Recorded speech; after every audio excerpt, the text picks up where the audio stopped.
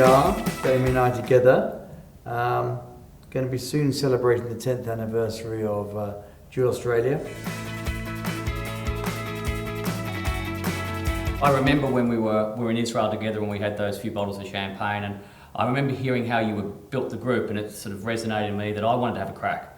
And I'd climbed the corporate ladder, but I really wanted to go out there and try and build a business from scratch. And I remember then when we shook hands there, we came back, we put a business plan together, and before you knew it, I was flying 12,000 miles with a 3-month-old child to set up a business from scratch. And you know, to look back now, 10 years on, that we've built, it's 100-odd people throughout Asia Pac, 4 countries, 7 offices. It's been a great journey, and the people you meet along the way and the people that come to help you build the business is what makes Hyperion. I think everyone who comes into Hyperion is, we don't recruit people based on talking to headhunters. It is actually, everyone is almost vouched as you come into the group, and I think that's going to be the success of the group going forward. You often use the phrase, David, it's a magnet for talent. It is, and people want to come and work in Hyperion because they want to fulfill their dreams.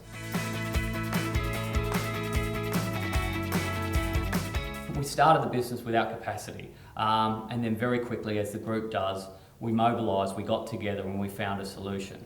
And then as we went on and built the business, within, I think it was only 12 months, we realised the DOFI legislation was coming into place. And we were going to be there. We had a $30 million business that we were an unauthorised insurer. In 6 weeks' time, we had to find a solution. And I remember you were down in Australia, as is often the case. You were out there talking to people and you found someone, and you met someone at Lumley's, and you came back from lunch and said, I think it was lunch over a couple of bottles of 389. Yeah. And you said, I might have a solution. And within 6 weeks, we put together a deal with Lumley's where we moved a $30 million business at 30th of June, the peak trading period. We also managed to get an AFS licence, which all of the compliance people told us it would take us 12 months. We did it in 6 weeks. Over the years of knowing each other, you've brought me some very nice surprises, but one surprise wasn't quite so nice. I was just getting in my big new investor, General Antic, and I got a call from you early one Saturday morning to say, David, I've got some bad news. We've suffered a big fraud. I mean, that's been one of your biggest challenges, isn't it? Going forward, how are you going to learn from that, and tell us a bit about how you dealt with it? And that was really a case of just being open and honest. It happened, we've dealt with it, we've got the money back, and then turning it into actually sharing with, because if it happened to Hyperion, it could happen to any business. We all know we're going to have problems. The question is how do you deal with the problems? And I think that's part of the culture of this group, is a can-do culture.